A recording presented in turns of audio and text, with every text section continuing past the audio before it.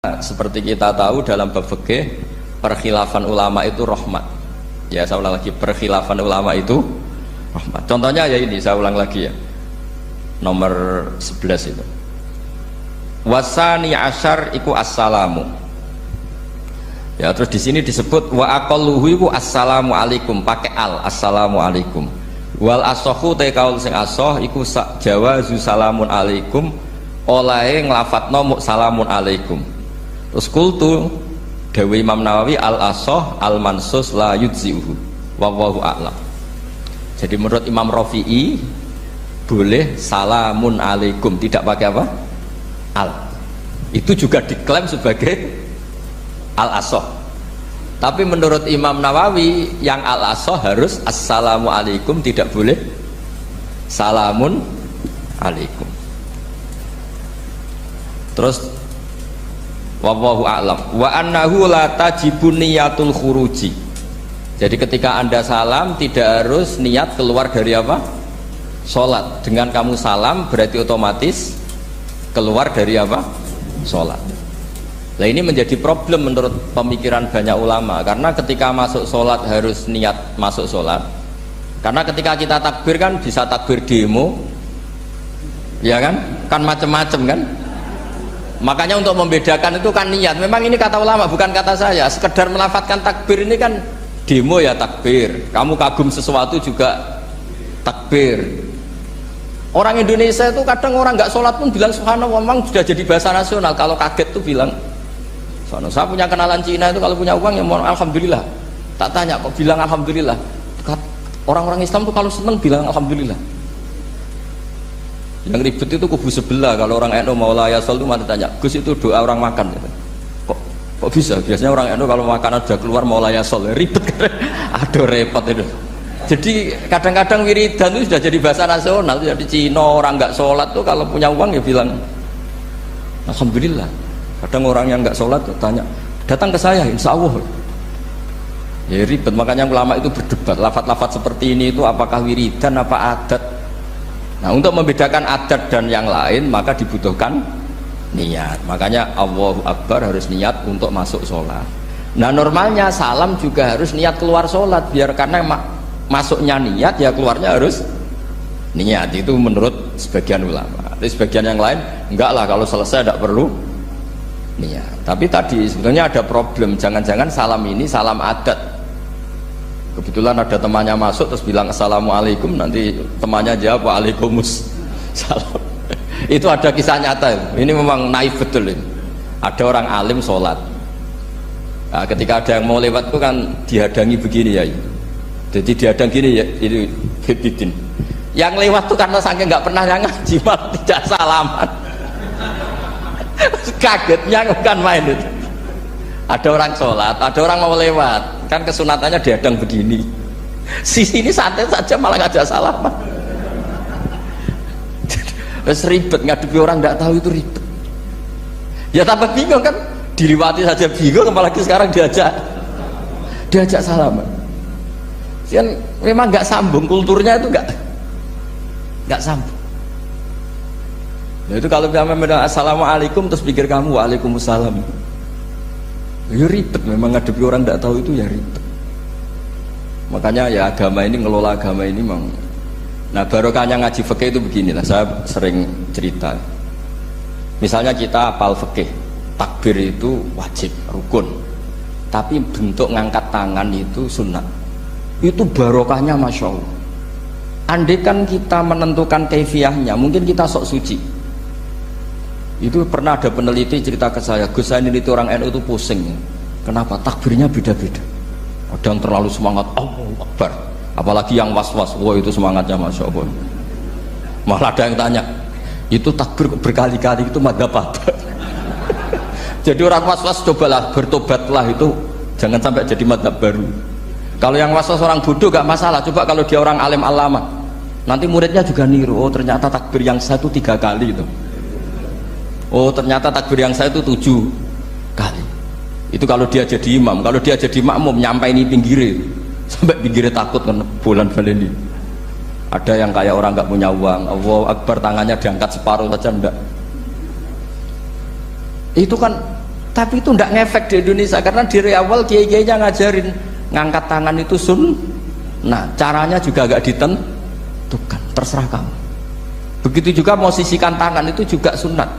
Sehingga kalau sampai ke Turki atau kemana-mana itu ada yang kayak orang baris, ya kan, habis takbir ya sudah, ada yang sendakapnya beda-beda, ada yang nutupi iga yang hilang katanya sampai begini, ada yang santai begini. Oh pokoknya nggak jelas. Sehingga itu kalau di militer ini ada Pak Dandim itu juga bingung, ini nggak protap ini kan. Tapi kalau di fikih itu memang kalau sekali nggak diwajibkan terserah masing-masing. Ada yang kayak orang baris, ada yang sendakep begini katanya apa, nutupi iganya yang hilang, wadah yang sambil rasa-rasa, macam-macam. Tapi barokahnya ilmu fikih itu diputuskan memang dari awal tidak wajib. Yang wajib itu takbirnya. Maka duduk juga begitu, meskipun kita sepakat duduk tahiyat ula namanya iftiros, duduk tahiyat akhir namanya tawarruk, itu harus kita vonis, kita hukumi sunnah. Cara seperti itu sunnah. Wa ayyu qu'udin qa'ada sohat sholatu, seperti kemarin di Minhajul Thalibin, dengan duduk gaya apa saja sholatnya tetap sah. Sehingga kalau kita di Arab misalnya pas haji, orang Arab itu memang ya agak kacau.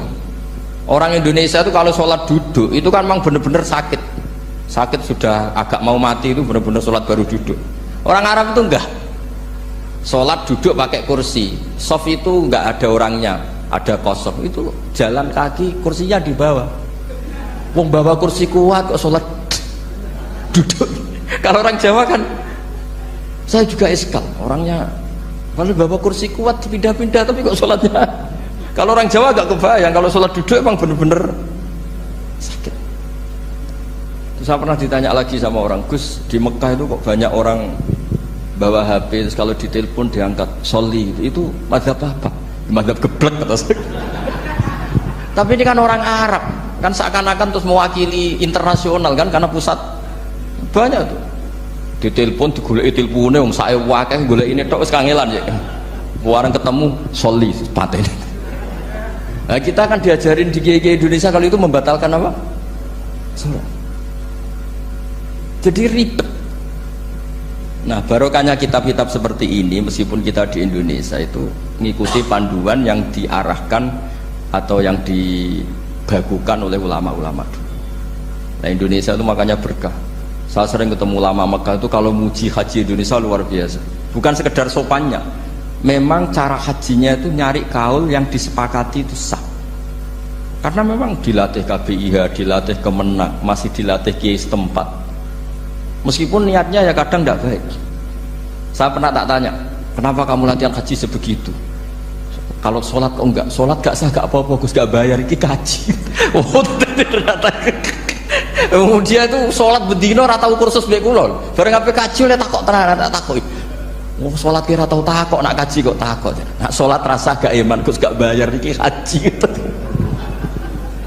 Coba sebenarnya kurang ajar kata saya.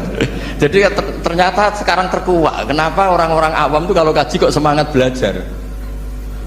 Semangatnya sama dengan sholat apa di bawah haji jauh sholat itu? Berpuluh-puluh tahun sholat tuh dengan gaya yang nggak ada perkembangan.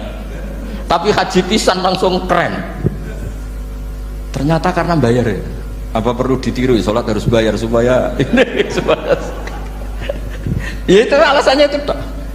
Nak haji rasa berat, Gus, apa? Bayar, Gus. Nak sholat rasa nggak bayar wae maksudnya. Padahal kalau kita ngikuti as-sholat imaduddin, sholat dengan haji itu afdal mana? Afdal sholat, harusnya lebih serius belajar sholat ketimbang belajar haji.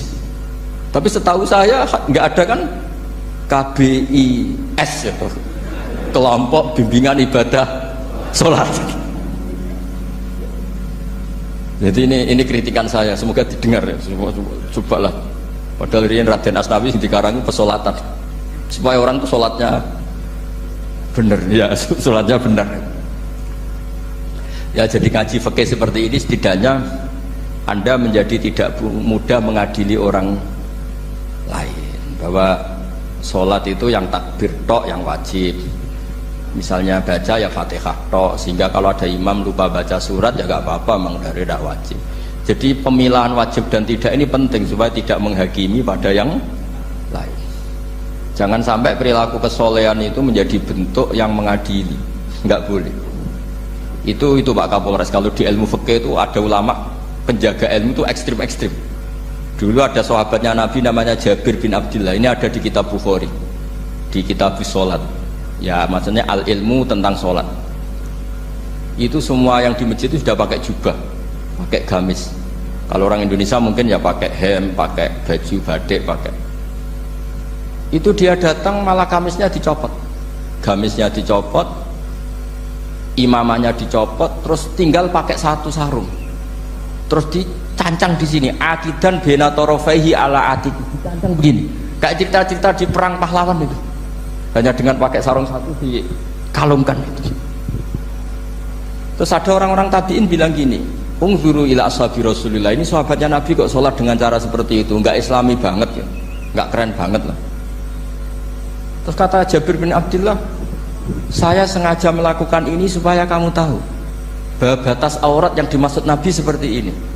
Shalla Rasulullah sallallahu alaihi wasallam fi izarin wahid akidan baina tarafaihi ala atiki. Saya pernah melihat Nabi sholat seperti saya ini. Tapi barokahnya itu akhirnya diketahui kalau batas auratul rajul hanya mabena surah war rukbah. Andai kan tidak ada perilaku Jabir seperti ini, orang akan ngira bahwa syaratnya sholat itu harus pakai jubah, syaratnya sholat harus pakai hem. Akhirnya orang-orang yang kebetulan tidak pakai jubah, tidak pakai hem bingung. Misalnya dia katoan seperapat, pakai kaos, neng tengah hutan, rasa sholat, ngaku ranggo jubah, ribet kan? Artinya apa? Ilmu ini harus dijaga konstitusinya, barokahnya perilaku Jabir ini, orang tahu batas aurat. Jadi yang lainnya itu mukamilah atau kesunatan. Nabi juga seperti itu. Semua sahabat itu tawaf itu musyatan, berjalan. Tapi Nabi sebagai tokoh dan pas itu sehat. Saya ulang lagi, pas itu sehat. Ini hampir semua ulama bilang pas itu Nabi sehat. Nabi malah naik unta. Itu kata Imam Nawawi dalam kitab Masbu', Nabi naik unta itu lebih afdol ketimbang yang jalan. Padahal trennya ibadah kan al-ajul bi qadrit ta'at. Karena apa kata Imam Nawawi? Itu menjadi konstitusi ilmu bahwa syarat sahnya tawaf tidak harus jalan. Andai kan Nabi saat itu kok ikut jalan, maka dikira di antara syarat sahnya tawaf harus jalan. Maka kita kebingungan ketika pakai kursi roda karena tidak punya rujukan hukum. Tapi barokahnya Nabi pakai berkendara, orang menjadi tahu oh Nabi itu berjalan itu tidak menjadi syarat sah. Berkendara juga boleh. Ya ada juga sahabat yang sengaja omong-omongan, maksudnya tawaf kan kudune meneng wiridan, tapi ada aja omongan untuk menunjukkan kalau ngomong itu tidak membatalkan tawaf. Sampai seperti itu ulama menjaga konstitusi ilmu. Makanya nyuwun sewu kayak kita ini yang anaknya tokoh, apalagi ini di sini ada Gus Albab, termasuk ada saya, yang anak-anaknya tokoh itu memang sudah harus mulai biasa lah. Karena dulu kalau soleh kebanget itu yang ngel-ngel orang. Abu Bakar, saya tak cerita Abu Bakar itu soleh banget. Saking solehnya itu ini gak akan ada yang niru, saya yakin. Beliau itu hari pertama diangkat khalifah, hari berikutnya masih dagang di pasar. Singkat cerita ditegur supaya tidak usah dagang, dicukupi negara. Beliau setuju, dapat gaji. Setelah mau meninggal, semua gajinya itu disuruh ganti uang pribadi karena beliau merasa tidak nyaman. Wong mengkhidmati negara kok minta uang, ganti soal uang pribadi diganti. Nah itu ya tentu tidak wajib, pejabat juga agak minat niru. Nah tapi lucunya apa? Sayyidina Umar ketika Abu Bakar sudah meninggal itu kritiknya lucu.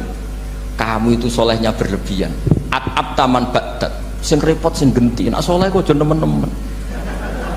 Mesti nak soleh ya dikira-kira lah, jangan temen-temen. Sakake sing ngenteni repot. Makanya saya sering jagungan sama putra-putrane Mbah Mun itu, nak keluarnya gitu. Abai wis alim, ganteng. Pengaruhnya gede, diterima semua pihak, repot sing gede. Mengenai kalau khusnudzon, nak kiai kok pas-pasan itu mesti wis dianggap strategi lah dengan cara seperti itu. Loh iya loh, kalau misalnya kita hanya Kapolres itu anak kita kan bisa Kapolda. Tapi kalau kita sudah Kapolri itu anaknya juga jadi Kapolda, belum kayak bapaknya kan. Jadi Kapolres belum kayak. Jadi kalau bapaknya hanya Kapolres kan anaknya masih gampang lah, nanti Kapolda sudah ngelangkai kan. Jadi kadang-kadang itu artinya ulama dulu itu hebat cara. Makanya kamu jangan kaya-kaya banget, jangan sukses-sukses banget. Kasihan anak kamu nanti ini. Kasihan itu. Makanya saya sebenarnya jadi kiai itu yang ingin bener-bener banget, tapi sakit santriku lah kira-kira. Ini bukan justifikasi, tapi ini cerita saja cerita. Jadi di antara makalahnya Sayyidina Umar yang terkenal itu komentar Abu Bakar tuh at-abta man ba'dak. At-abta ngel-ngel no siro man ing wong ba'daka sausti siro.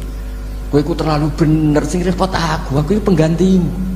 Enggak aku maksa soleh tetep ora koyo Abu Bakar. Maksa soleh nek koyo kowe nek soleh ku kira-kira lah aja nemen-nemen gitu. Dadi penggantinya. Ini cerita ya, jadi saya mohon.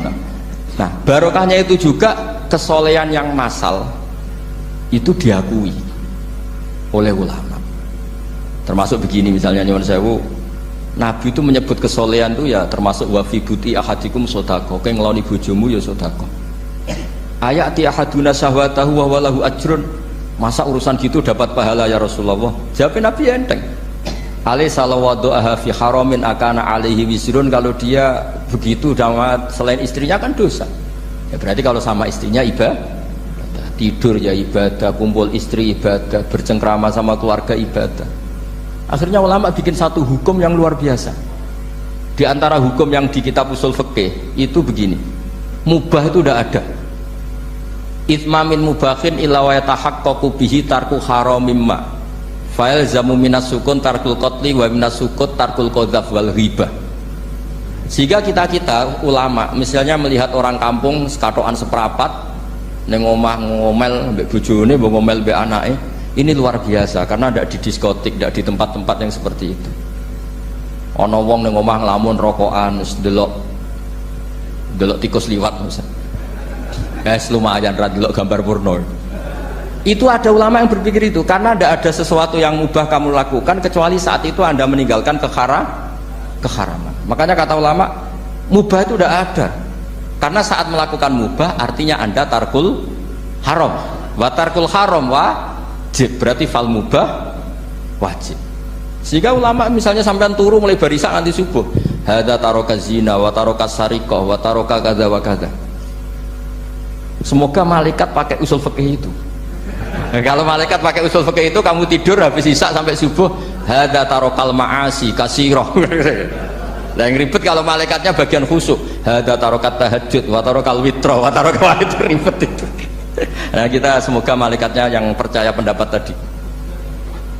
Jadi ada dua pandangan, ada ulama mengatakan mubah itu tidak ada karena tidak ada orang yang sedang melakukan mubah kecuali saat itu pasti meninggalkan keharaman. Makanya ini sirinya kenapa dulu kiai-kiai top itu sering jagungan. Orang tahu semua lah, Mbah Zubair sering jagungan, dulu Mbah Tur ya sering jagungan di depan masjid Menoro. Karena ingin mensuasanakan bahwa untuk menikmati hidup itu tidak harus dengan keharaman. Jagungan mbek konco ya seneng, gejul-gejulkan mbek konco ya seneng. Ini anggap saja perlawanan terhadap supaya tidak nikmati maksiat. Wa qutbu hadzal al-istidzad bil mubahat kata Imam Ghazali. Inti beragama ini adalah nikmati sesuatu yang dihalalkan oleh Allah Subhanahu. Coba ketika orang lain bisa nikmat kalau harus ke tempat-tempat maksiat, kamu cukup nikmat ketemu konco gejol-gejolkan zaman mondok podo melarate, terus diterusno saiki yo jek melarat atau cocokan melarat itu kan keren loh. Keren. Sisi tok diusir mertuane, tok diusir ipene terus cocokan. Ndak kowe piye Kang, gak apa-apa sabar kabeh kodok koder wae Kang. Wah itu ibadah yang luar biasa. Mergo ridho sama kodok. Dari dia tidak perlu cari nyuwun sewu hiburan yang maksiat. Nah, saya berharap ulama-ulama Indonesia itu mengikuti jejak ulama dulu. Ulama dulu itu kalau ibadah itu ya seperti itu. Jadi jangan hanya melihat ini semalaman kok tidur, tidak witir, tidak tahajud. Oke, dia memang nggak afdol, nggak sempurna lah, macam kiai pas-pasan lah kan. Tapi ya jangan lihat tarokal witro wa tarokat tahajud, tapi kamu juga harus lihat tarokal dahab ila niklaba tarokat zahab ila mahalil mak. Siap boyo sekali-kali muji orang susahnya apa sih? Suudzon itu dikurangi, sekali-kali muji orang lah. Jadi kalau ada orang tidur hadza tarokal maasi, alhamdulillah. Meskipun ya rada damu-amu sidik tarokal maasi wa tarokat taat. Ya sudah lah, gak apa-apa lah. Tapi nah di sini terus kualitas. Nah Dengan cara itu Anda bisa membaca Quran secara fasih. Wa min ayatihi manamukum billaili wan nahar. Lu kenapa sekedar tidur kok dianggap wa min ayatihi? Di mana-mana ayat itu kan hal-hal yang luar. Ini tentang tidur saja kok dianggap ayat. Itu bisa dimaknai keren kalau Anda pakai kaidah usul fikih, yaitu dengan tidur berarti Anda meninggalkan sekian maksiat. Sehingga disebut wa min ayatihi manamukum billaili wan nahar. Nah, saya berharap konstitusi seperti ini jalan terus. Ya saya baca ya, sampai salam selesai. Wa akmaluhu assalamualaikum warahmatullahi marroten yaminan wasimalan multafitan fil ula hatta yura khadduhul aiman. Tapi itu hanya akmal ya, jadi ukuran paling sempurna kalau salam itu melengak ke kanan sampai dengan pengandaian ini bisa dilihat dari belakang. Tapi tetap saja itu ukuran apa? Akmal, tidak menjadi syarat sah. Jadi ya sampai melengak gini sampai kira-kira terlihat dari apa? Belakang. Tapi ukuran itu tetap akmal hatta yura khadduhul aiman. Wa fisaniyah saat terusé alisar terus nawian assalam alaman an yamini wa yasari minal malaikati. Dia meniatkan salam itu kepada orang-orang di sisi kanannya mulai malaikat dan manusia dan jin. Wayan wil imamu assalama alal muqtadin wahum arrodda aleh wahum yanwauna napa arrodda aleh. Jadi wahum yanwuna arrodda aleh. Jadi imam niat salam untuk makmum, makmum niat membalas salamnya apa? Imam. Tapi itu saya ulang lagi hanya akmal. Terus asal isya asar tartibul arkan kama dzakarna. Jadi pentingnya, jadi jangan kira terus ngaji kalau wasunanuhu wa akmaluhu tidak penting. Itu penting sekali. Barokahnya status akmal dan sunnah ini kita tidak mudah menvonis orang lain karena kita tahu ibadah itu hanya berstatus sunnah. Coba kalau nggak ada ketentuan itu, kita akan mudah menyalahkan orang. Salam kok orang melengak belas itu sholatnya sah atau orang? Padahal dari awal melengak itu statusnya hanya sunnah. Kemudian untuk penutup supaya ini clear ya, saya pernah baca di Syarah Bukhari yaitu Fathul Bari, Nabi itu kalau setelah salam itu mukbilan biwajihi alal hadirin. Jadi Nabi langsung menghadap ke timur, andikan Indonesia menghadap langsung ke timur. Tapi uniknya para syurahul Bukhari itu menganggap itu tidak satu sunnah yang tidak jadi satu sunnah yang permanen. Tapi kata para syurahul hadis, siapapun boleh melakukan gerakan yang bisa memaklumatkan kalau sholat itu selesai. Saya ulang lagi ya, jadi Nabi menghadap ke timur kalau di konteks Indonesia itu sebagai bentuk maklumat, ini loh sholat saya sudah. Karena takutnya apa? Orang yang dari jarak 2 kilo 3 kilo ingin makmum sama Nabi, andai kan Nabi tidak menghadap ke timur, tetap posisi seperti sholat menghadap ke kiblat, maka orang dari luar mengira Nabi fi sholatin. Ya, Nabi masih dalam. Bahayanya apa? Kalau orang ini langsung takbir usolli fardhu zuhri misalnya makmuman, ternyata Nabi sudah sholat, berarti sholatnya nggak sah. Kenapa? Irtibatus sholat atau robtus sholat biman huwa laisa fi sholatin. Dia menggantungkan sholat dengan orang yang sudah tidak, dan itu bahaya sekali. Masa kamu sholat makmum sama orang yang sudah tidak? Nah, semenjak itu terus ada aturannya ulama, siapapun yang jadi imam harus memaklumatkan diri dengan cara apa saja supaya menunjukkan kalau sholat itu selesai. Makanya adat kiai-kiai kita tetap menghadap kiblat tapi namanya astagfirullahaladzim. Itu sebetulnya memaklumatkan. Loh, nak niat banter nyentak pangeran masuk istighfar biantre gak sopan belas astagfirullahaladzim. Itu sebetulnya itu memang maklumatkan iki lho jong sholatku wis bar. Nah, aku apa makmum masbuk sing ijek sholat atau cuma makmum aku gitu. Terus ada yang separuh-separuh ya, tidak madhep wetan, madhep ngulon, madhep ngalor. Itu ya sedengan gitu, maksudnya ya sedengan. Karena memang kata Syurahul Bukhari butuhnya itu apa? Imam punya gerakan yang menunjukkan kalau sholatnya itu selesai supaya nggak dikira fi sholatin kemudian ada yang ya clear ini ya. Jadi tidak perlu diperdebatkan kenapa sih ada yang menghadap timur, ada yang menghadap ke utara, ada yang tetap menghadap ke kib. Itu nggak perlu diperdebatkan, itu semuanya ada ilmunya, yaitu filosofinya apa? Ada gerakan yang menunjukkan kalau dia sholatnya selesai supaya tidak ada yang ikut. Sekali ada yang ikut berarti nanti apa? Robtus sholati biman laisa fi sholatin, yaitu menggantungkan sholat dia dengan orang yang hakikatnya sudah ada. Jadi di antara mukjizat Quran itu kamalul bayinah. Kalau memberi penjelasan itu sempurna. Sehingga ulama mengatakan imanul muqallid, imannya orang-orang yang asal ikut kiai, asal ikut guru, asal ikut buku, itu mukhtalaf alaih. Bahkan saya sendiri cenderung mengatakan iman itu tidak diterima. Karena manusia dibekali akal, inginnya Allah itu dengan akal itu dia punya kepermanenan iman, apa? Punya kepermanenan apa? Iman, dan dengan itu dia imannya mujma' alaih, mesti diterima oleh Allah Subhanahu wa ta'ala, karena bin nadzari sahih, dengan logika yang benar. Dan logika yang benar itu gampang sekali. Beberapa ulama tentu tahu sekali, bukan sekedar tahu sekali, karena itu diajarkan Allah dan Rasul. Misalnya begini, kata Allah, saya kalau baca ayat-ayat ini itu sering nangis, karena Allah yang Tuhan itu sebenarnya tidak butuh kita. Saya ulang lagi, Allah yang Tuhan itu tidak butuh kita, juga tidak butuh iman kita. Tapi Allah ingin hambanya itu berakal, ya, karena agama itu liqaumi yaqilun, sehingga berpikirnya benar. Misalnya gini kata Allah, nggak apa-apa kamu menuhankan selain saya, itu tidak apa-apa kata Allah. Nggak apa-apa Yesus kamu katakan Tuhan, nggak apa-apa kamu katakan batu Tuhan, nggak apa-apa. Tapi tolong prosedur, ya, prosedur atau persyaratan menjadi Tuhan itu kamu lengkapi, yaitu punya prestasi menciptakan langit dan bumi. Kalau tidak semua surun semen kata Allah, sementing urun. Gitu. Jadi sebetulnya itu kan rasional. Misalnya nggak apa-apa kamu merasa jadi presiden atau gubernur atau jadi wali atau jadi apa, yang penting prosedurnya dipenuhi. Itu kayak apa Allah baiknya pada kita. Sehingga saya berkali-kali, makanya menurut saya orang alim itu wajib memaklumatkan kalau dirinya alim, supaya jelas aturan mainnya. Yang dilarang Allah itu kan memaklumatkan alim kemudian ingin hadun nafsi, ingin salami template, dicucuk, dihormati, itu kriminal. Itu orang alim gendeng, sudah gendeng sekali.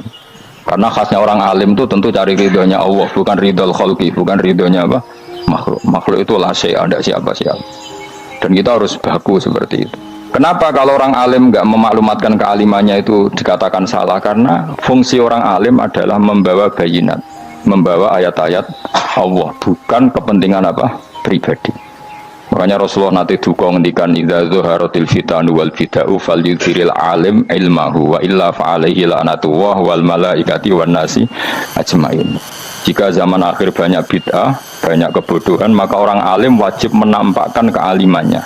Jika tidak, maka dia mal'un, dilaknati langit dan bumi. Karena sebetulnya logika tentang Tuhan itu gampang sekali. Saya ulang lagi ya. Saya punya sekian contoh betapa tauhid itu mudah. Jadi kalau ada orang bilang ikhlas itu angel, Gus, ya dia sendiri goblok karena nggak tahu logika nopo. Ikhlas itu justru gampang. Misalnya kamu ngamal demi manusia itu umurnya hanya berapa coba? Kan pasti mati. Lalu kalau dia mati tidak berkutik, bagaimana Anda bersandar sama seseorang yang mati dan tidak berkutik? Sama-sama bersandar sama zat sing al-hayyul qayyum, sama zat yang abadi. Kamu latih terus akal kamu. Misalnya saya punya jamaah banyak, mereka itu kan nggak jelas surganya. Kok harap-harap syafaati piye? Soalnya jamaahku mlebu neraka kabeh. Kan nggak mungkin nyafaati saya. Atau mereka mlebu swarga kabeh, wis do sibuk kelon mbek widadari. Mungkin ya ndak ngurusi saya. Jadi dua kemungkinan itu sama-sama ndak ngurusi saya. Mlebu neraka ya rasa nyafaati, nek mlebu swarga do sibuk napa? Mulane widadari karena trauma di bojo elek, melarat macam-macam. Sehingga kiainya aja wis ora takok Gus Baneng ndi ora takok wis ribet dhewe no. Nah, tentu saya juga sibuk sowan pangeran, sudah itu makom saya sudah sibuk sowan pangeran. Kowe pesta seks sing kula sowan pangeran. Wa swargame ayate pokoke inna ansa'na gunna napa insa'a faja'alna gunna abkaro bar kelon dadi prawan neh berarti keloni serepot. Kula insyaallah melok daftar sing fa'ama in kana minal muqarrabin farohu warihan. Jadi surganya muqarrabin itu enggak ada sifatnya. Di situ enggak dibakas bidadari makan-makan enggak, tapi farohu warihan. Satu surga yang sifatnya rohani. Karena enggak bisa disifati. Tapi saya daftar di situ ya hanya beberapa jam, baru itu gabung kon. Sawangane kok karo rasane wong ayu juga keberatan. Ya tapi saya tentu punya dua kelas, supaya punya kartu premium dan ekonomi. Saya ndak tertarik lah daftar yang premium dok, nanti repot apa. Saya itu sering nangis kalau baca ayat seperti ini. Bagaimana Allah yang Tuhan kemudian ndak butuh apa, tapi Allah saking baiknya itu membuat tatanan logika kita. Saya ndak akan bosan-bosan sampai sowan Allah.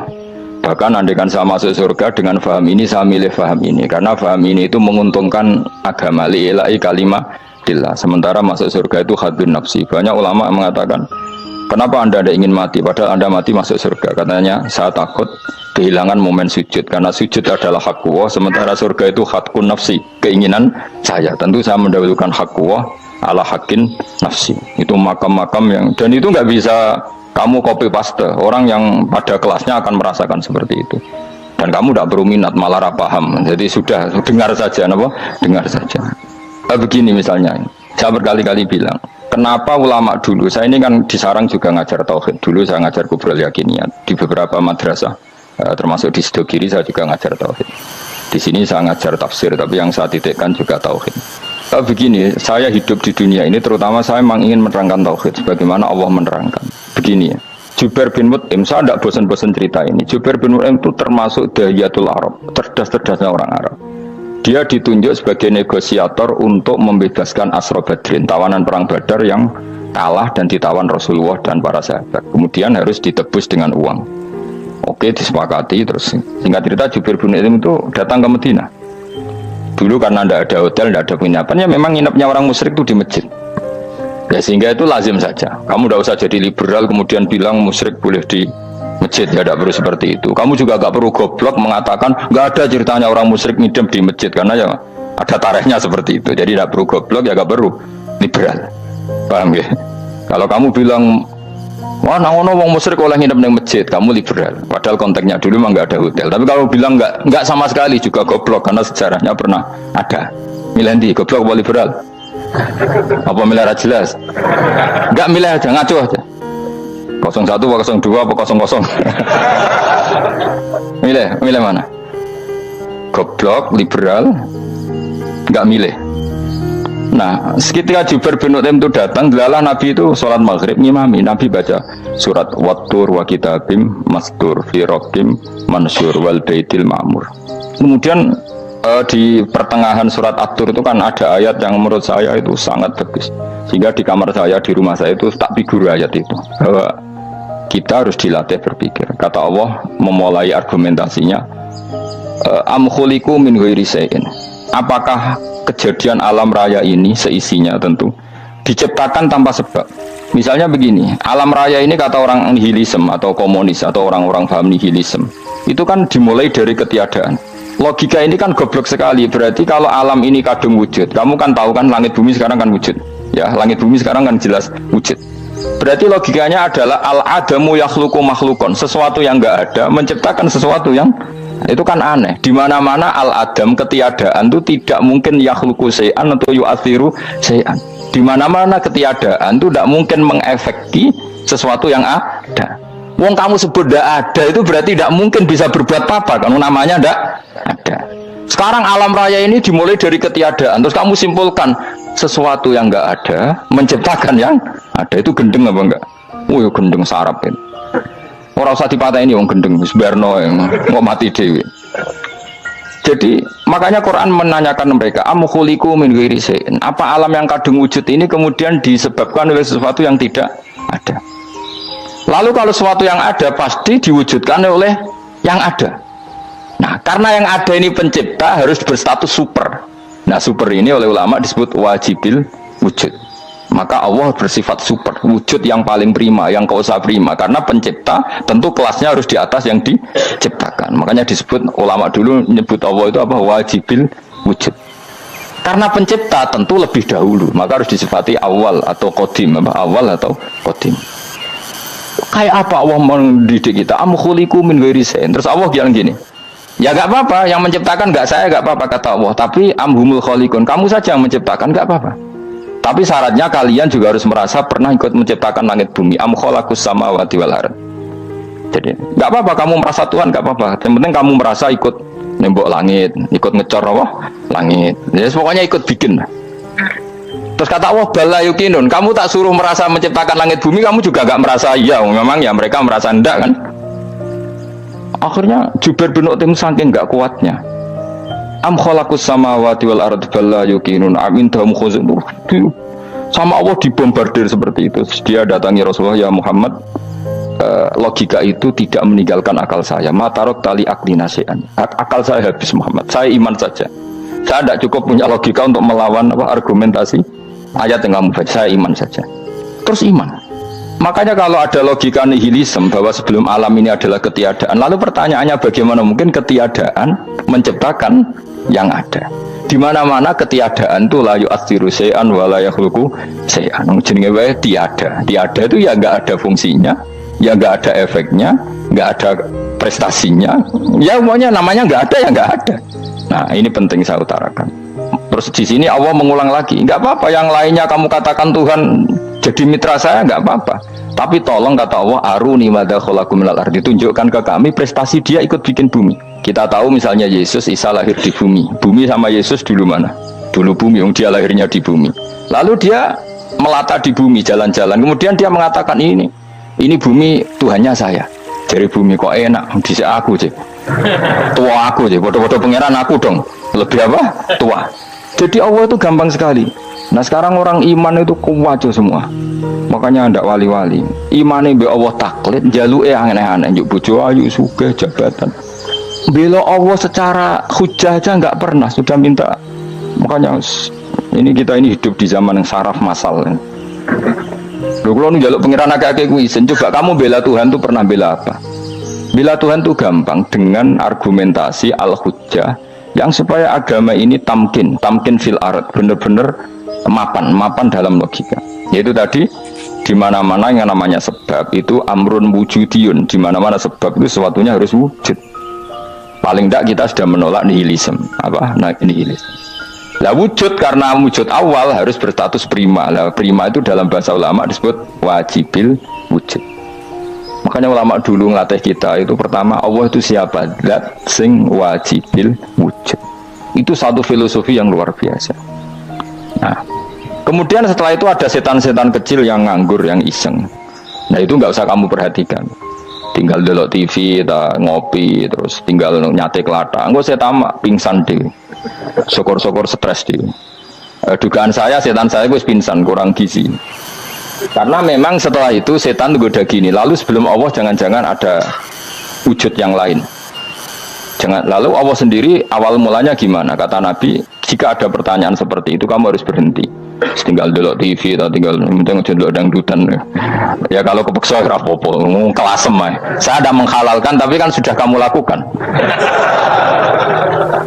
Karena itu lebih baik ketimbang pertanyaan filsafat. Banyak orang yang dulu sholat ketika sekolah filsafat tidak sholat. Alasannya sampai menemukan jati diri itu Tuhan. Dan itu bahaya sekali karena Nabi berkali-kali bilang kamu jangan mikir tentang Allah pasti rusak. Orang kok mungkin rusak dari Nabi pasti rusak. Nah cara menghentikan gimana? Karena setan ini makhluk, akal-akalannya gampang. Tadi tak warai, misalnya sebagai ulama atau sebagai manusia atau sebagai orang awam atau sebagai siapa saja, kadang ada pertanyaan seperti itu. Tak tinggal anggeling dharma, kan pusing setan, kan ngenteni. Weh, ngenteni bar lo anggeling dharma. Bariku aku lesu mangan mie, bar mangan mie waret turu, kan dia ngenteni terus mau bikin was-was lagi. Ternyata saya sibuk kan nggak bisa masuk deh. Bangun tidur aku selali pertanyaan tadi. Dinteni, nah, dia masuk lagi aku sibuk ngajak anak jalan-jalan. Jadi saya kalau jalan-jalan di pasar itu wes enteni tan santai wae. Itu memang resep dari Rasulullah. Jangan sampai orang terjebak filsafat yang sampai menanyakan eksistensi Tuhan. Dan dia tidak mau iman, tidak mau sholat, tidak mau puasa sampai menemukan Tuhan itu siapa. Itu jelas minas syaitonir rojim, itu perilaku setan. Makanya Rasulullah setiap ditanya sahabat gitu itu Nabi guyu-guyu. Dan guyunya Nabi itu kata Nabi, baguslah kalau kamu takut Tuhan kalah, kata Nabi gojok gitu.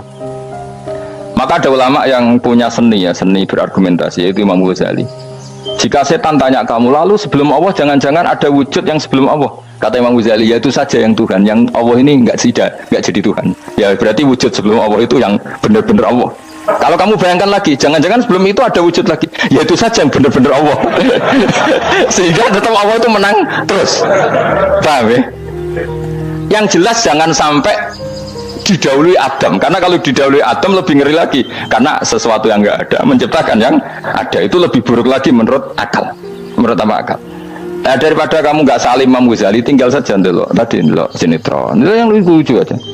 Tidak sing lucu-lucu. Dulu apa mencari Tuhan. Saya aneh-aneh, saya mau goblok-goblok, saya lucu-lucu. Saya perane wong apa? Saya sering diprotes saya. Gus Salim jenengan kok sering dulu sinetron sing ana dialog wong goblok-goblok. Wong goblok ku menarik cara kula. Apa ya? Cara pandangnya di luar dugaan saya karena kula berkali-kali loh kalah wong goblok. Itu makanya. Ini tak cerita nih beberapa kali jari Gus Wak cerdas berkali-kali kalah wong goblok. Ada seorang santri itu ingin dibelikan bapaknya itu sepeda motor. Bapaknya wong desa, senengane ngrumat sapi wedhus. Nah, menurut saya ya orang tuanya itu mampu lah, sangat mampu untuk beli itu. Pak buat ditukokno mawon wong sepeda motor. Kata bapaknya, "Anakku nu jok mondok tak goblok, Gus." Wong njaluk kok sepeda motor, njaluk mobil ora ya goblok. Lah kok goblok, Pak? Jenenge donya iku Gus, sing lahirno donya kok sapi ku ndek anak, wedhus ndek anak jenenge donya. Di mana-mana jenenge donya sing lahirno donya. Iki donya kok mangan donya. Mergo motor iku kan tuku bensin, mobil. Iku cara dekne iku goblok Gus. Batin berarti kabeh kiai goblok perkarane tuku donya sing ngentekno donya. Cara dekne donya iku sing lahirno donya. Batin kok pinter iki batin. Untungnya saya ini ulama ya, ahli tafsir ya malu, saya kalah itu ya malu. Tapi saya sebagai orang objektif fair, itu teori benar apa? Jadi dunia itu ya sing lahirno dunia kok mangan dunia itu goblok. Untungnya dia dengan saya itu jaraknya 5 kilo 7 kilo karena 7 Lala dia diterkon sepeda motor, aku tetap mau kalah. Pak, nanti jalan kaki saja, karena kalau pakai motor ini kegoblokan kata saya. Terus mendingan nih, lu Gus mau kalah tadi.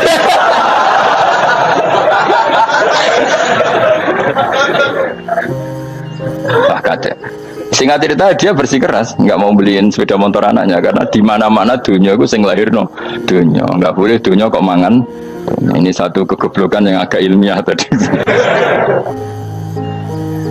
Nah, Imam Asy'ari juga mengalami hal yang sama. Imam Asy'ari itu punya, kita kalau ahli sunnah kan 2 partai ya. Ya, dalam ahli sunnah itu hanya ada 2 partai juga. Kalau nggak Asy'ari ya Maturidi. Ya, dan sama-sama alim. Ya kalau terpaut ya paling 5%, 7% ya. Kealimannya Asy'ari dan Maturidi. Imam Asy'ari itu bikin logika yang jelimet seperti saya sekarang ini. Logikanya jelimet tapi permanen. Jadi yang saya ajarkan tadi itu logika yang jelimet tapi apa? Permanen. Karena tadi alam raya ini kadung wujud.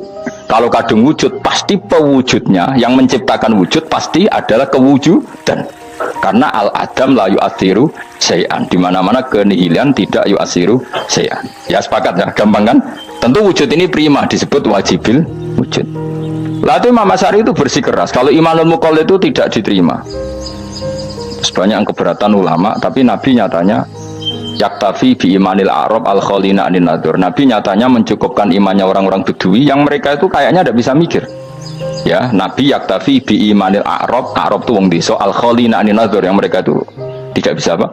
Berpikir. Singkat cerita Imam Asy'ari survei. Coba ayo kita tanya orang-orang kampung. Ternyata kegoblokan orang kampung itu ya ilmiah, masyhur itu. Imam Asy'ari saja harus belajar dari wong awam, wong goblok-goblok tadi. Kita kok ingin ya Badawi bima araf tarubak. Kowe kok iman be Allah itu bima araf tarubak. Lalu kamu tahu Tuhan kamu atas nama apa? Dengan logika apa? Jawabnya enak. Al-ba'ratu tadullu 'alal ba'ir wa atharul aqdam yadullu 'alal masir. Angger ana tletong ya ana ontane. Angger ana bekas delamakane wong ya ana sing bar liwat. Jadi misalnya ada bekas teracak anjing, berarti anjing habis liwat. Ada bekas apa ular ya berarti ular harus liwat. Ada bekas tercak manusia ya berarti manusia habis liwat. La wa hadzal alam atharun min athari qudratillah. Alam iki bekas mesti ana sing gawe. Jadi Mas Ari pinter juga, mesti logikane gak jelimet tapi agar ana tletong ana sapine.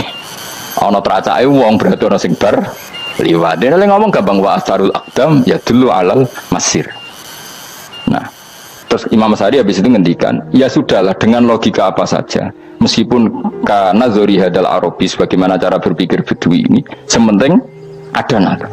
Apa ada nazar. Ya nazar apa saja. Misalnya orang ahli matematika mungkin bilang angka dimulai dari 1. 0 itu akal-akalane Khawarizm. Mereka ini kebingungan nulis 10. Tapi tetap angka itu dimulai dari 1. Kalau misalnya 1 untuk mecah kesulitan ya harus dimulai 0,1. Tidak bisa 0 tok. Jadi 0 dulu itu untuk mematahkan kalau jumlah itu tidak sampai 1. Tapi faktanya jumlah itu kan pasti 1 karena dimulai dari wajibil wujud. Khawarizm itu ya pinter matematika, saya juga punya ilmu hisabnya Khawarizm. Itu kan dia karena kebingungan angka pecah. Misalnya 1 udah sampai 2, mau tidak mau harus ditulis 1,5 misalnya. Paham ya? Lalu kalau sebelum 1 tetap dia harus 0,5. Lalu hakikat 0,5 itu kan bagian dari wujud apa bagian dari Adam? Tetap bagian dari wujud. Jadi 0,5 itu kan khayal kuliah. Tak warai ya. Mungkin saya ada ahli matematika ala wong kampus, tapi saya tahu kan ala Islam itu lebih gampang. Misalnya gini, sesuatu itu kadung kamu putuskan itu satuannya 1. Tentu ketika separuh kamu katakan baru separuh. Tapi sebetulnya ketika satuan itu kamu katakan 10, yang separuh itu sudah 5. Itu kan terserah sing bagi, no? Terserah sing bagi. Ya iya dong, misalnya 1 juta, 5-nya artinya apa coba? 500.000 kan? Sekarang kalau 100.000, 5-nya jadi berapa? 50. Kalau 1,5 jadi. Nah itu kan terserah satuannya apa? Tapi tetap dari 0,5 itu tetap menunjuk sesuatu yang wujud, yaitu 5-nya sebetulnya apa? 5 yang separuh tadi. Paham sih kalau maksud? Tetap nggak bisa sesuatu dimulai dari apa? 0. Nah, makanya kata Abdul Hamid Khan kalau dalam mendidik tauhid, itu gampang saja tadi. Alam raya ini kadung maujud, kalau kadung maujud pasti disebabkan oleh sesuatu yang wujud. Karena wujud pencipta harus berstatus prima. Lah prima ini atau premium ini kita sifati wajibil wujud. Atau kamu katakan apalah kausa prima atau musabibul asbab.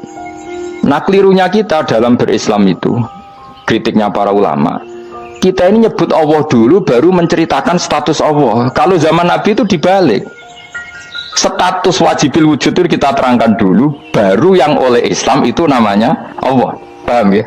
Kan beda, misalnya gini logikanya gini, kamu ketemu orang ateis, saya ulang lagi, kamu ketemu orang ateis, terus kamu ditanya, lalu alam ini yang menciptakan siapa? Allah Jalla Jalaluh. Mesti kan tanya, man huwa Allah itu siapa? Kalau dulu Islam mengajarkan kayak gitu. Surat pertama turun apa coba? Iqra. Iqra itu gak nyebut kata Allah. Iqra bismi rabbika. Rabbika itu siapa? Alladzi khalaq. Sebutlah nama Tuhan. Yang berhak menyandang Tuhan adalah zat yang pencipta. Itu tidak ada kata Allah. Di surat Mudatsir, surat kedua, ya ayyuhal mudatsir kum fa'andzir wa rabbaka fakabbir. Bukan Allah fakabbir, wa rabbaka fakabbir. Sehingga cara berpikir gini dibalik. Sebutlah Tuhan kamu. Tuhan itu siapa? Yang berstatus Tuhan adalah zat yang berstatus pencipta. Nah, lalu pencipta ini oleh Islam dinamai Allah. Kalau orang ateis kamu langsung bilang Allah, man huwa Allah. Berarti pertanyaannya Allah itu siapa? Lalu kamu jelaskan Allah adalah pencipta, Allah adalah wajibil wujud. Tentu lebih gampang kamu terangkan. Makanya Al-Quran menerangkan amuhuliku min ghairi syai'in. Mananya saya di sini, mananya ya Allah. Apa? Allah. Apakah mereka diciptakan tanpa pencipta? Tentu setelah Islam tahu itu namanya siapa? Allah. Paham ya? Kalau balik malih. Jadi sebetulnya Quran itu ngajari kita itu ilmu mantek yang luar biasa. Misalnya, ya Yuhanna su'budu siapa? Rabbakumul ladzi khalaqakum walladzina min qablikum. Sembahlah Tuhan. Tuhan itu siapa? Pencipta kamu dan pencipta orang-orang sebelum kamu. Lalu Tuhan ini oleh Islam dinamai Allah.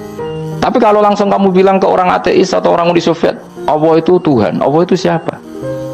Sebab itu di beberapa ayat dijelaskan dulu status Allah, sifatnya Allah, keakhasan Tuhan. Yang dikatakan Tuhan adalah zat pencipta. Kalau tidak pencipta berarti tidak Tuhan. Sekarang Yesus pencipta bumi apa enggak? Enggak, karena dia lahir sudah di bumi. Begitu juga Fir'aun. Fir'aun itu kalah telak sama Nabi Musa ya gara-gara logika ini. Ketika Nabi Musa ditanya Fir'aun, wama Rabbul Alamin, lalu Tuhan itu siapa? Kata Musa, Rabbus samawati wal ardi, yang menuhani langit dan bumi. Jadi Fir'aun, enggak, ma'alim tulakum min ilahin wairi, saya jalan-jalan kemana-mana yang dikatakan Tuhan oleh masyarakat saya. Nah, kurang ajar Fir'aun. Terus kata Musa, ya Tuhanku yang di langit. Terus manggil Haman Mesir, ya Haman ibnili sorkhalla ali abluhul asbab samawati fa'atoli ila ilahi Musa. Haman, bikinan saya piramida yang tinggi, aku akan lihat Tuhannya Musa. Ada enggak di sana? Padahal misalnya munggah tenan di pangeran raiso didelok kan repot Nabi Musa. Wah payah ya, nggak piramida nginceng pangeran tepraketo kan. Akhirnya Musa pakai logika.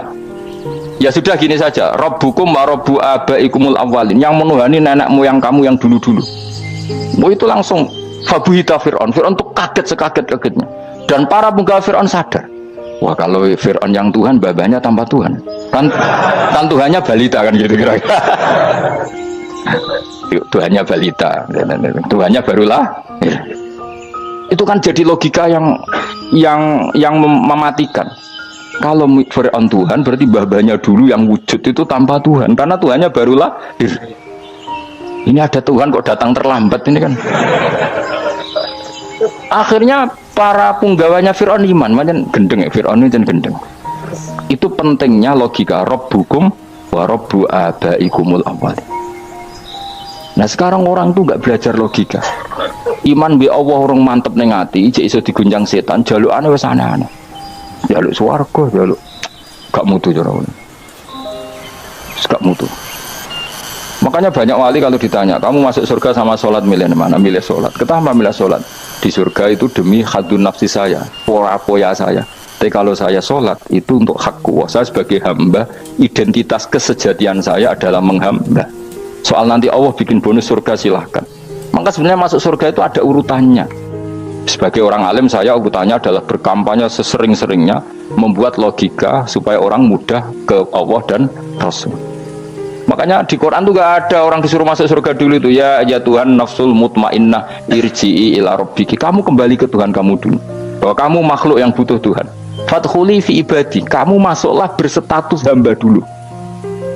Kesestatusan Anda sebagai hamba ini matangkan dulu. Bahwa saya ini hamba. Dibuktikan dengan suka sujud, suka ngamal, suka sedekah, suka tawadhu. Saya sebagai orang alim sebenarnya gak suka mulang. Karena takut. Nak kue pinter kok nyaingi aku, nak goblok sawangannya metodeku gagal kan dua-duanya ini merugikan saya sebetulnya.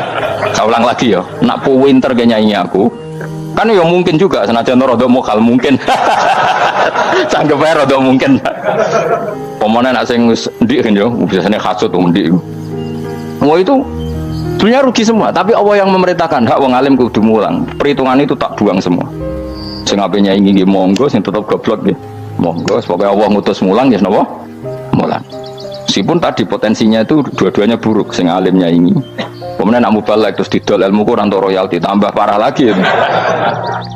Nah aku nggak pakai logika kelas, pakai logika selesai semua. Disuruh Allah ya sudah. Saya ulang lagi ya, makanya saya minta ya. Surat Tur itu dibaca, makanya baca Quran itu jangan terlalu egois, jaluk swarga. Statusnya dulu tuh fadkhuli fi ibadi, kehambaan Anda posisikan yang mantap. Lagi wadkhuli jannati. Sekarang enggak dibalik, orang ini masuk surga dulu. Kayak surga istikabling. Terawih arang-arang gue jaluk Lailatul Qadar. Lailatul Qadar wis kliwat. Wingi wis Dzulhijjah wingi kan. Sebagian ulama berpendapat Lailatul Qadar itu fikul apa sanatin. Apa fikuli? Karena Lailatul Qadar berdasar nuzul Quran dan nuzul Quran itu bisa saja hari Arafah, bisa hari apa. Ada ulama mengatakan Ramadan, tapi bisa tanggal 1. Nah, kamu kan pemalas ikut yang partai 21, 23 karena kan wis akhir-akhir kan wis enteng. Sebenarnya Anda milih 21 berdasar ilmu apa berdasar enak lah, nak terbatas waktunya kan. Kan lebih sempit apa? Lebih apa? Sempit. Ya saya ulang lagi ya. Jadi Allah kalau ngajarkan hujah itu gampang sekali ya. Tadi amkhuliku min ghairi syai'in. Enggak apa-apa saya ada Tuhan kata Allah. Tapi kamu harus punya logika. Alam raya ini diciptakan tanpa pencipta. Mau enggak kamu punya logika seperti itu? Bahwa alam ini yang wujud diciptakan oleh sesuatu yang tidak wujud. Mau enggak kamu punya logika itu? Enggak mau kan? Namanya wujud tentu diciptakan super wujud, dan super wujud itu wajibil wujud, dan itu Tuhan kita yang oleh Islam dinamai Allah. Bang, makanya nyebut Allah itu di surat-surat awal Quran tidak ada. Coba awal surat Quran itu surat apa coba? Iqra kan? Iqra itu ada enggak kata Allah? Enggak ada. Iqra bismi rabbika. Rabbika itu siapa? Allazi khalaq. Surat Mudaththir sama, ya ayyuhal mudaththir qum fa'anzir wa rabbaka fakabbir. Ya sudah seperti itu. Ya Yohana su'budu rabbakum. Rabbakum itu siapa? Alladzi khalaqakum. Nah kita ini keliru metode. Pemene wong tukang wiridan Allah. Tapi ora Allah iku sing sapa ora.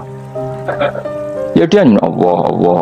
Dia nyifati Allah mau sing ngekeki swarga, sing ngekeki dhuwit, sing ngekeki widadari. Jadi Allah disifati sesuai selera yang menguntungkan dia.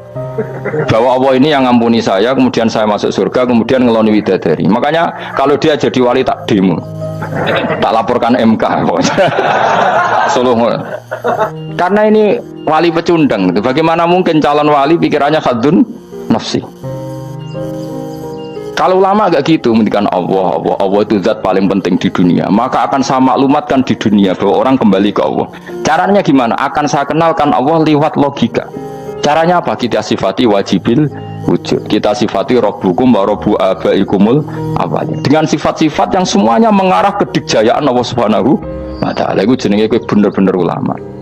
Itu disebut balwa ayatum bayinatun fi suduril ladzina utul ilm. Makanya ulama itu orang yang luar biasa, sampai disebut innama yakhshawaha min ibadil ulama. Ahli ibadah itu rapati wedi pangeran. Masih wiridan istighfar nangis rapati wedi pangeran, gayane tok nangis. Karena sebenarnya dia nangis wedi rambu swarga. Rambu swarga gak iso ngloni. Dari itu aja orientasinya itu. Makanya bener Kanjeng Nabi nak gojlok orang alim satu itu lebih utama dibanding 1000 ahli ibadah. Bahkan Nabi pernah ngendikan sangat ekstrim. Fadlul alim alal abid kafadli ala adnakum, kata Nabi. Keutamaan orang alim dibanding ahli ibadah itu sebagaimana kelas saya, kata Nabi, dibanding kelas terendah kalian. Padahal Nabi dengan Abu Bakar saja jaraknya sangat jauh. Itu kata Nabi, fadlul alim alal abid kafadli ala adnakum. Keutamaan orang alim dibanding orang abid sebagaimana keutamaan saya dibanding sahabat paling rendah. Karena tadi abid itu ada opportunisnya. Tapi kamu jangan benci abid loh. Karena kamu ya orang alim, orang abid. Saya saja yang ngeritik, saya yang tanggung jawab di depan Allah. Orang abid itu kadang kan wiridan nganti nangis, pikirannya apa coba? Wis rasakno mungkin apa wiridan pikiran aja di sepuro dosane, terus apa kan? Mlebu swarga, terus apa kene swarga? Aku takok. Saya aku takok ayo sing ape mlebu swarga apa kegiatan? Rencana pertama ya, Om. Terus gak usah munafik biasa wae. Mau inna ansa'na apa? Insya ayo kalau harus jujur kok apik jujur. Bandingan kalau orang alim. Orang alim itu ketika nyebut Allah itu iri ya Allah. Kenapa di dunia ini ada makhluk lain yang menandingi engkau? Saya tidak ridho. Kenapa di dunia ini ada syarik orang yang dimitrakan seperti engkau?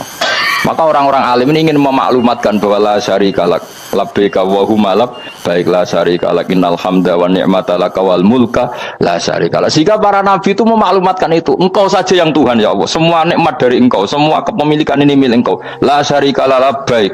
Dimaklumatkan ke dunia. Innal hamda wa ni'mata itu dimaklumatkan. Enggak ada kepikiran mereka masuk surga. Karena mereka ingin memaklumatkan bahwa Allah ini yang Tuhan. Sama tak ceritani Nabi Ibrahim jadi Khalilur Rahman, rumang samu kakan wiridan kok ya kowe ndak. Wiridannya Nabi Ibrahim sama sampean mungkin banyak sampean. Karena sampean banyak kepentingan tadi. Wali-wali dulu kalau wiridan itu ndak sebanyak sampean, ndak. Tak jamin ndak. Pokoknya maca lelo yang 10.000 ndak biasa wiridannya. Tapi khosyahnya sama Allah luar biasa. Pertama Nabi Ibrahim diangkat jadi khullah. Khullah itu ya Khalilur Rahman itu. Itu dia wiridannya gini. Ya Allah, innahu la yahzununi alla ara ahadan fil ghairi ya'buduka ghairi. Alla ara ahadan fil ardi ya'buduka ghairi. Sama siapa hafal tadi? Memang saya hafalkan. Ya Allah, saya ini susah sekali. Kenapa zat sepenting engkau kemudian yang menyembah engkau hanya saya? Ini tidak fair. Makhluk yang enggak penting saja punya umat. Makhluk-makhluk yang enggak penting aja jadi pusat perhatian, misalnya artis atau presiden atau gubernur atau tokoh top, semuanya jadi presiden, padahal semuanya itu makhluk yang enggak sepenting engkau. Ini zat yang sepenting engkau, kemudian yang tahu kalau engkau penting hanya saya, ini tidak fair. Nangis dan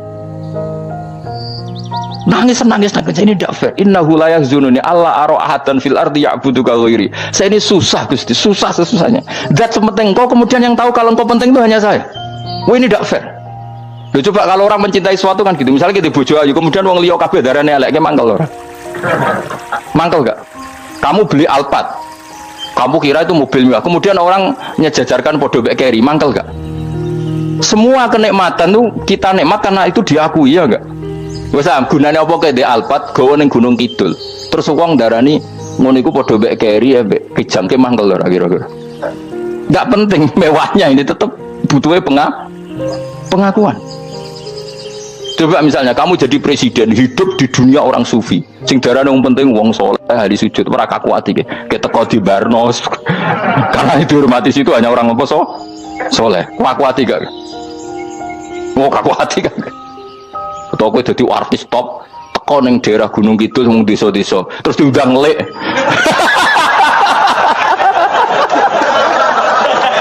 Oh, mangkel kae. Le bayang dong.